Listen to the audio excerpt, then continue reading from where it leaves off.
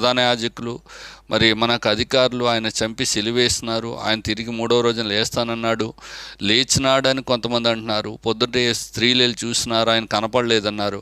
కనుక ఏది సత్యమో ఏది అసత్యమో తెలియక మేము కలవరంలో ఉన్నామని మరి ఆ వ్యక్తితో, ఆ పెద్ద ఆయనతో వీళ్ళిద్దరూ మాట్లాడుతున్నప్పుడు యేసు ప్రభు వారు అంటారు, అవివేకులారా, మందమతులారా, మరి ప్రవక్తల మాటలను నమ్మనటువంటి వారులారా, క్రీస్తు ఎలాగూ శ్రమపడి 3వ దినమున లేచుట అగత్యమని మీరు ఎరగరా అంటూ వారిని గద్దించినటువంటి వారు ఉన్నారు. అయితే వాళ్ళు తర్వాత స్టేట్మెంట్ ఇచ్చేది ఏంటంటే, ఆయన మనతో మార్గంలో మనతో మాట్లాడుతున్నప్పుడు మన హృదయములు మండుచుండలేదా అని రాయబడినటువంటిది ఉంది. ఇలాగూ దేవుడు మానవులకు తన ప్రత్యక్షత అనుగ్రహిస్తున్నాడు. కలవరంలోనికి మనం వెళ్ళిపోతున్నాం. దేవుడు మనకి ఇంకా దొరకడేమోలే, ఇంకా ఆ దేవుని దర్శనం మనకు తెలియదేమోలే, ఆ నిజ దేవుడిని మనం కనుగోలేమోలే అంటూ మనం కలవరంలో